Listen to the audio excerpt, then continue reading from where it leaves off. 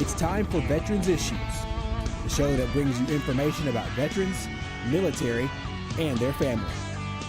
Now here's your host, Ken Rollins. Welcome to Veterans Issues. Ken Rollins here, and today's guest is CW5, Jeannie Pace, and we'll be right back. We're going to talk about the WAC Corps and some other things. Be right back. Welcome back to Veterans Issues. Ken Rollins. Today's guest is Jeannie Pace. She's a CW5 retired, and those of you who don't know, we're going to tell you about it. Welcome to the show, Jeannie. Thank you. I'm glad to be here. And you came from where? From Central Texas. I retired out of Fort Hood and I stayed in that area. It's actually Killeen, Texas, about halfway between Dallas, Fort Worth, and San Antonio. I wish I had a trophy because you'd be the prize for the driving the longest distance to be on Veterans Issues. Well, thank you for that. But we have a lot of ladies that traveled even further than that to be here for our celebration this year. Well, yeah. we didn't tell them they're going to have a celebration. So I just wanted to think that you drove all the way down there just to be on this show. So you gave got it you. I'm sorry.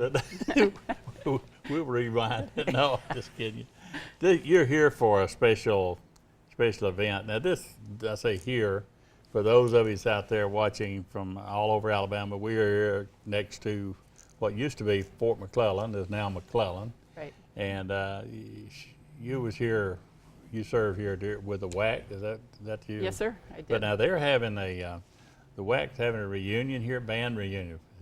Give me the details on that, because I'm still, you're talking about the WAC having a reunion in conjunction with the band, or what? Just give me the details. Sure. On that. Sure. When Fort McClellan was still active, the WACs would have their big reunion, and the band members, of course, would come back to that.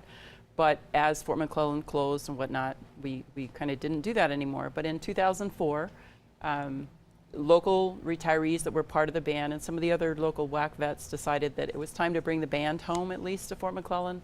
So working with the National Guard and working in partnership with the 13th Army Band over in Birmingham to borrow some equipment, we were actually able to put together a band reunion. So it's specifically the band. And again, the National Guard is very generous, as is the band, to loan us stuff. And we actually get together, have a couple days of rehearsal, and then put on a concert. Which You've done this before? We have. Since 2004, it's a biannual event. So every 2 years, we vote each time we do one to see if we're going to try again 2 years from now. How did it go the first one you did? It was phenomenal. Really? And there were some women that had not played their instruments. You know, they may have enlisted for the band for just a few years and played, and then they went on in life and did whatever else. But some of them got so antsy just sitting there as an observer. They said, I'm going to go find me an instrument and I'm going to start playing again, and I'm coming back the next time and I'm going to play. So we have everything from women who have continued to play and are very fine musicians in their local communities, wherever they are, to those that are still kind of doing it as a hobby, to those that kind of brush up in time to come back to reunion and be part of what was a great organization. I say you was part of the band, so what did you play? My instrument was clarinet. I actually got the opportunity to do some drum majoring as well, but played clarinet, enlisted, reported to Fort McClellan for basic training, and just moved right across post and joined the band, and served from 1972 until 1977 at McClellan, but the WAC band only existed to 1976. Okay, that was going to be. You went through basic training at Fort McClellan, just like regular WAC was going all parts of the service. Right. Wow. But with that, of course, you wasn't drafted. You joined, and you wanted to do that. What did you want to just serve in the military, or did you want to play the instrument? A little both. My dad was military. My mother was actually part of the Women's Air Force way back when. So I was kind of familiar with military life. And like many young men and women today that join, I wanted my independence. I also didn't really have the funding for college, and there was a moratorium going on with low interest government loans and all kinds of things. So the military offered me that independence, offered me the opportunity to earn my GI Bill and earn my education. And I actually enlisted for 3 years. And was going to get out of the Army and go on and you just missed that do whatever. Just a little bit. Yeah. Well, let's just go ahead. How many years did you finally serve? I actually retired last year with 43 years of continuous active years. duty. That is awesome. When I read that in your bio, I got, man, 43 years. Yeah, I retired with 32 years with military and civilian service, and I thought that was a long time. But if you're doing what you love doing, you don't have a Absolutely. job. You didn't have a job. But you did go in during the, I'm getting tangled up here. Yeah. But you did go in during the latter part of the Vietnam War. There's a chance. We never knew where we'd get assigned, so you could have been playing in Saigon. Well, actually not, because even though the MOS, as we call it, the military occupation skill, was open to women to enlist to be in the band, there was only one band we could be in because it was still the Women's Army Corps. We weren't part of the regular Army. Oh, okay. So I actually also, though, passed the audition, which you must audition and qualify as a musician to even enlist in any band in the Army, and that's still true today. But I also had a guarantee that I'd be assigned, of course, to the WAC band because it was the only one I could serve in. What's the difference in, like, the nurses that I served with in Vietnam? Were they WAC?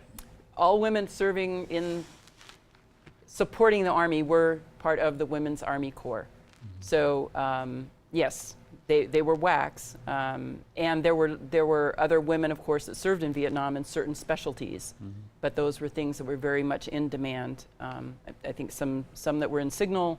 The nurses, of course, I think was the preponderance of those who served in Vietnam. Some administrative positions were held by women, but the jobs women could do in the Army were very limited still at that time. I guess that word support is the one that has got me in trouble over the years. I told you in the waiting room that I get in trouble during ceremonies that I don't, ask when we play the music for the Army, the Air Force. Everybody stands for their branch, and I get jumped on because I don't recognize the WAC that are there, and I don't have a song for the WAC. But I never ever thought of my service as being different, which I thought was a compliment, but they don't see it well, that and way. there's both sides to that. They want recognition for what they accomplished before the Army, in some cases, full-fledged recognize them, because at one time, even the benefits for women were not the same, even though they served their country much in the same manner, like you have pointed out, that the men did. But recognizing that they had dependents, for instance, and paying the subsidy that you get when you have dependents in that. Those were not the same. So it was in the early 70s that all that started to change in society with women's liberation and that. But also, I didn't know it at the time because I was too young and silly, but in looking back and in reading a little bit more of the history, I believe that the military as a whole, but specifically the Army, realized that when we were decelerating, pulling out of Vietnam, which was the early 70s when I entered, even though the draft was still in place, that they realized for the survivor, for the military to survive and to be able to shift back to or to go to an all-volunteer force, they really had to broaden the responsibilities of the women in that. And so the discussion of integrating the women full-fledged part of the regular Army started many years before it actually happened in 1978. I just never, the nurses I served with, I've told you about one instance, one person. The nurses were, in my opinion, put in some of the worst. You've seen the show MASH. Yes. It's pretty close to that. I got a lady that's a member of my Vietnam Veterans Group. She's a 06 retiree colonel, and she shows some pictures of the mortar round where it came through the tent where they were doing surgery and things, and the enemy hanging on the fence up there that had been shot during the night. In the morning, they had to clean up. This is part of service in Vietnam for a woman, and I never saw the distinction. We got to go to a break. Come back. We want to talk more with Jeannie. Be right back. Get you a pen. Welcome back to Veterans Issues. We're talking with Jeannie Pace today. She's a W5 retired. How many W5s I've ever met? None. Jeannie, when we left, we were talking about the women's, and I was talking about the women I knew or watched and observed, the nurses who, we call them angels of mercy, because they had to triage. They had to say, you can live and you might not. So, and a lot of things, the one friend I had, she said she carried with her where as these young soldiers were laying on the gurney, they would say, tell my wife I love her, tell my girlfriend, tell my mom, whatever. The things that they experienced were real. And I deal with a lot of people with PTSD, the male people. And then in today's military, I deal with a lot of people female, who have been sexually attacked and things like this, about the hierarchy of the military and stuff. And there's a huge deal about that right in today's military. Right. So the transition that they went from being advisors or working for us, I never saw it that way. I guess I just different, but I just had so much respect for the women who have served. And but let's get back over here before we get off in the dungeon. That's really a sad part of the Army that we live. But back to this reunion that you got coming up. When is it? And what's the date? Well, actually, it starts later today with what we call our mixer. We're taping a different day, oh, so I'm sorry. You're talking about. What's today, the 4th? Yeah, well, just what day? Who am I? What's my name? The 4th. We open it up with what we call a mixer, just to kind of get back together and say hi to each other and what have you. So that's a by registration kind of thing, kind of a closed event, if you will. And then Wednesday and Thursday, then we will spend time rehearsing at the WAC Chapel. And then the big culminating event that is open to the public is Friday night, is our concert. All right, that ended. Now, for the folks that's in the area, that's in the view of this, open to the public, is the WAC Museum? It's the WAC Chapel, what was the WAC Chapel on post. And going through Galloway Gate, obviously you have to get through the security at the gate. It's not totally open, but that shouldn't be a big problem. They have told us we can invite the public. So Galloway Gate entrance, which is the one closest to Jacksonville. The last gate going from Anniston that way. Correct. And if you enter there, then the gate guards can give you directions. It's really, the chapel is very close to that gate. They'll actually let you in? My understanding is that we have clearance to invite folks to come through there. It doesn't take special security. So I would recommend you have a picture ID, which hopefully everybody does have their driver's license. And that should bode well as far as getting you in the gate. And that's Friday? Friday evening, the concert starts at 7. It is pretty limited seating, so we have encouraged folks to arrive probably by 6:30 just to make sure you can secure a seat. We never know how many may show up then when we open this up. Right. So we just encourage you to come as not too early, but if you're there by 6:30, then we're going to do everything we can to get everybody in who wants to attend. You'll have people members coming from all over the United States. For our reunion? Absolutely. We have one of our gals is actually coming here directly from Germany because she was there on a family trip, and the dates just happen to work out that she's going to be flying in, to attend our event right from Germany. But yes, absolutely all across the United States. You need to put some of them southern words. You from Texas, I don't know if you know about like them, like mom and them. Mom and them. We're going to mom and them's house. Yeah. So did y'all see Susie and them? Susie and them? Okay. When at some point I saw men in the band. Yes, actually, we invite back 14th Army Band maybe, or 13th? 14th Army Band. 14th. The band was always designated the 14th Army Band, but there was a parenthetical WAC. A what? Parenthetical expression of WAC for Women's Army Corps.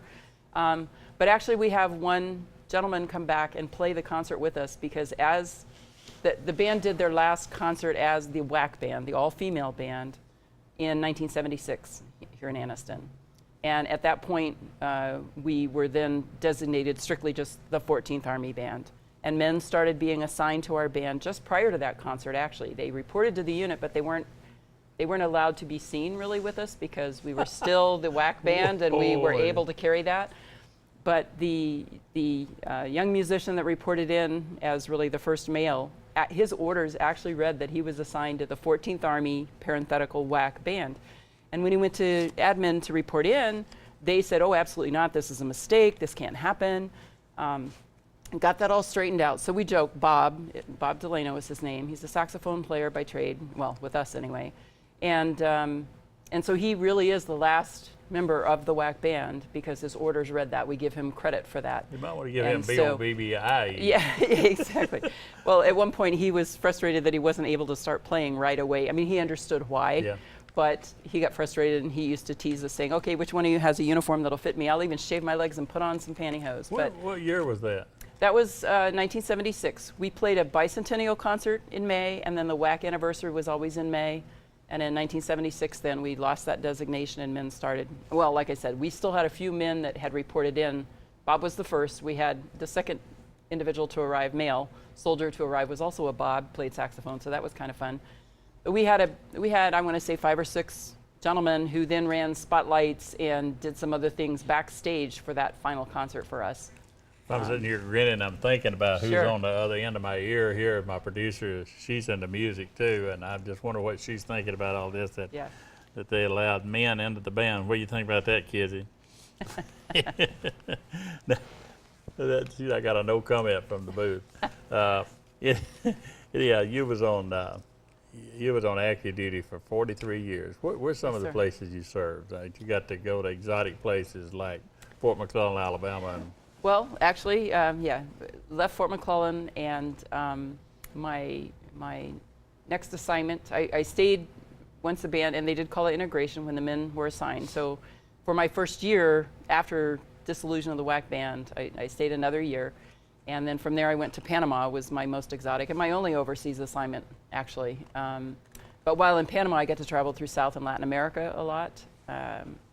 And then Fort Lewis, Washington, Virginia Beach is where our schoolhouse is, went back there, transitioned, became a warrant officer, then went to Fort Hood, my first assignment to Fort Hood, Texas, got another assignment to Panama, so I actually served as an enlisted member in a band that I later went back and commanded. That was kind of unique for me.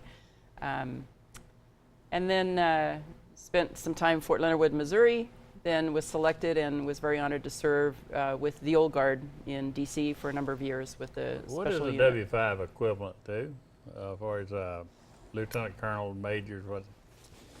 Some would argue it's equivalent to general officer ranks because we've Yeah. reached pinnacle grade. Right. The warrant officers go 1 through 5, and you can go no higher than that. Others argue that that's a little bit uppity of us to refer to ourselves as like the generals.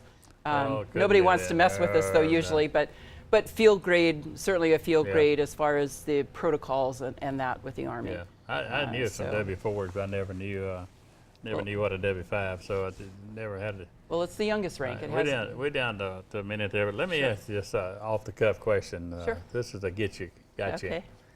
What do you think about the military that you see today, this volunteer army, compared to what you served in? You hadn't been out that long, but No, phenomenal change is what I'll say. And I think that in many ways the Army is ahead of society back when women were given opportunities in the military. I know we're just now getting to where women can serve in any field in the military. It seems like slow change, but you have to plan it out. You have Yep. to do well with it. take But advantage of it. and make it phenomenal done. opportunities, and I Absolutely. just encourage folks to recognize those and take advantage of I them. agree. I thank you for coming and doing the show. and I Thank you want for everybody allowing us. on the this Friday night at 7:00 out at the WAC Chapel, WAC WAC Chapel yeah, and, on at McClellan. the old Fort McClellan or McClellan, however you want to do it. Be there or be square. We'll be right back in just a minute. News you can use. Welcome back to Veterans Issues. I appreciate Jeannie and Pace coming doing the show today. You'll remember now Friday out at the WAC Chapel. If you can get out there, that'd be well worth it to see those ladies come back. And I'd love to see that. I might just try to work that into schedule. I always tell you about the power chairs. If you have a power chair, if you have a veteran that don't use a power chair anymore, the battery's still up. I got veterans out there that do need those, that are not eligible through the VA system to get one, but they can use them. A lot of them live in the cities, and they can go up and down the street and visit their neighbors, or go to the mailbox and things like that. They're limited as their mobility now, and this is something you can do to help a veteran. So if you've got a chair and know somebody that does, you let me know, and I'll come pick it up, and we'll put it in the veteran's hands. Now, this is the time of the year the VA clinic asked me to remind you about getting your flu shots. If you didn't go down there last week and get one, you can go to anywhere, get it at Walgreens, CVS, any of those places, or go to the VA clinic here in Oxford, and they'll get you, or you're one up in Southside, any of the clinic, get your flu shot. Do that. And they also tell me to make sure you wash your hands several times, singing some kind of song. I forgot what the name was, some kid song, Old MacDonald, that's what it was. They had a farm, and do that in your head several times, and then wash your hands. But it is all key to transferring the bacteria and stuff. But one of the places that I notice as much is, just think about what I'm going to tell you. You go to the local shopping mart, and you grab that buggy and it's still warm, which means somebody just had their hands on that and they don't know where they had their hands, you go grabbing it. A lot of them have the sanitary wipes that you can use over there. Do that. It might not get rid of it, but it'll sure give you a chance. And this time of the year, you need to get all you can. If you're watching the show on Wednesday, we're having the law enforcement dedication for the first casualty of the state of Alabama for 2016. So we're going to unveil that. The governor's going to be there and several others. If you're watching the show on Thursday, we've already done it, so it wouldn't really matter. The VA wants me to remind you again about the audiology. People still calling over to the other place for it, but it's 877-894-2600, 877-894-2600, extension 4704. That's for the audiology clinic over in Birmingham. And for the vision care, it's still over at the Callahan Center at 866-487-4244. And again, that is, and they still needing the, yesterday, Patricia said they still needed people to drive the little go-karts, golf carts rather, over at the parking deck. They even got flashing lights on top of them. So if you'd like to be a volunteer and go over there and drive some of the veterans that pull up half a mile from their car, just call Pat at 205-933-4396, 205-933-4396. And the women's clinic is open over there now, so that's over in the parking deck. So once you get out of your parking lot, you're right there at all the places you got to go. We want to remind about the Kia stores, Don Hobden and all the guys and girls at the Kia stores up in Gadsden and down here on South Quintard. They sponsor the show. And I thank Don for being a Special Forces guy. I love them Special Forces guys. I can't say how much I do. He knows what I'm saying. If you can't get us here on Cable One, tell somebody about it. You can get us on Facebook. We're going to ATT, Uverse, all the other stations. They're telling me I'm about out of time, so I'm just going to skip on down here and tell you that this week's salute is going to go out to all those folks that's coming in here from all over the state, the United States, to for that celebration over there on Friday night, 7 o'clock, Women's Chapel, WAC Chapel over at Fort McClellan. We'll see you next week. This salute's for you. We're out of here.